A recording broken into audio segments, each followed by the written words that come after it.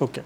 आता सर चर्चा अशी पण आहे की 15 जुलै ते 15 ऑगस्ट या दरम्यान पावसाचा खंड राहू शकतो अशी चर्चा सध्या चालू आहे. तर याच्यामध्ये किती तथ्य आहे? खरंच अशी परिस्थिती पुढे दिसू शकते? तुम्ही आता 20 जुलैपर्यंत सांगितलेलं आहे. आता ही जी माहिती तुम्ही सांगताय 15 जुलै ते 15 ऑगस्ट आहे, आज 8 तारीख आहे, म्हणजे हे 7 दिवस जायचे, बरोबर. आणि तिथून पुढं तुम्ही म्हणताय खंडे पाऊस कमी. आता हा हा अहवाल तुम्ही कुठून काढला, ही माहिती कुठून काढली मला माहीत नाही आहे. पण तुम्ही म्हणता 15 जुलै ते 15 ऑगस्ट कोणते सांगितलं, तुम्हाला काय तुमच्याकडे आधार असेल.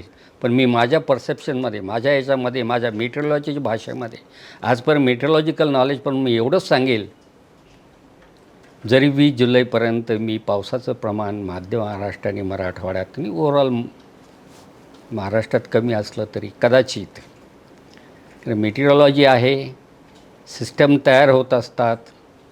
17 जुलैच्यापासून 17, 18, 19, 20, 21, 22, 23 या 5 ते 7 दिवसामध्ये, कदाचित 17ला होईल, 18ला होईल, कदाचित 19ला होईल, किंवा घेता घेता 21, 22, 23 जुलैलाही वातावरणीय प्रणाली जी पावसासाठी पूरक ठरणार आहे ती होण्याची शक्यता आहे.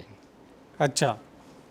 म्हणून ती जर प्रणाली, आणि तुम्ही 15 जुलै आणि 15 ऑगस्ट म्हणजे फार पुढचं विचारताय, त्याचा अचूकतेला अर्थ नाही, म्हणजे बोलण्याला अर्थ नाही आहे, अचूकता कमी आहे.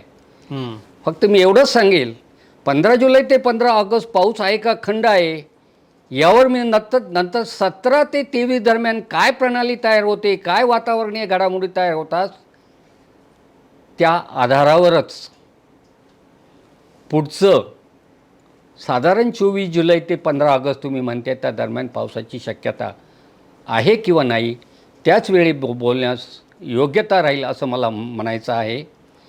ऑगस्ट महिना हा थोडा पावसाचा कमी आहे, कारण तुम्हाला सांगतो, विषय आपण मराठवाड्याचा घेतला आता, बरोबर.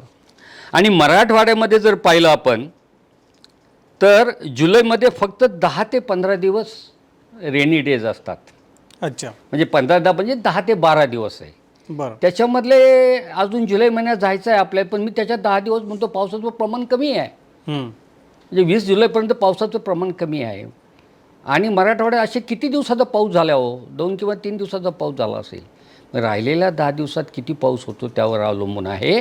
आणि मराठवाड्याची जुलै महिन्याची जर आपण सरासरी पाहिली तर मराठवाड्यामध्ये तुम्ही जर पाहिलं तर साधारण 20 सेंटीमीटर, 18 ते 19 सेंटीमीटर पाऊस होत असतो जुलै महिन्यामध्ये. बरं.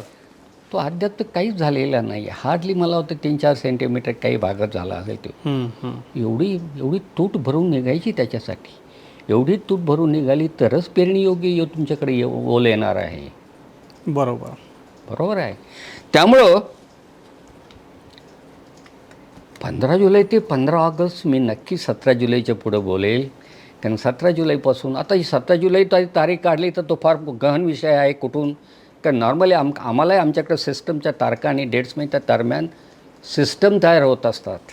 मग त्या सिस्टम जर त्या पद्धतीने झाल्या आणि येत्या 2-3 दिवसात जर मान्सून संपूर्ण देश काबीज केला आणि मान्सूनचा आज त्यानंतर शिफ्ट जर साऊथकडे झाला 17 तारखेनंतर, आणि सपोर्टिंग 1-2 सिस्टम जर तयार झाल्या तर कदाचित, हेही विसरू नका की आपल्याला अजून 23 दिवस जायचे आहेत जुलै महिन्याचे. त्यामुळे एवढं फक्त विषय पेरणीचा म्हणल्यानंतर पेरणीसाठी माझ्या दृष्टीने फार कमी दिवस राहिलेले आहे. नंतरच्या पेरणीला अर्थ नाही आहे, कारण पेरणी ही मागास होते, मागास पेरणीमध्ये पेरणी होते, उतरण होते, आणि पण पिकाची झड होत नाही, धान्य आपल्या उंजळीत फार कमी येतं. त्यामुळं उशीर होतो आहे, होईल तो 15 जुलैनंतर. बरोबर. त्यामुळे अंतिम टप्प्यात आहे आपण पेरणीच्या कालावधीच्या.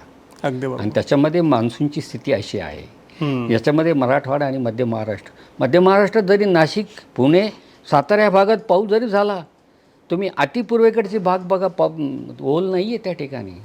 नाशिक जिल्ह्याचा पूर्व भाग बघा, अहिल्यानगरचा पूर्व भाग बघा, किंवा इव्हन तुमच्या पुणे जिल्ह्याचा पूर्व भाग, खास पेरणीसाठी योग्य ओल नाही आहे त्यांची. काहीतरी पेरणीसाठी बळजबरी चालली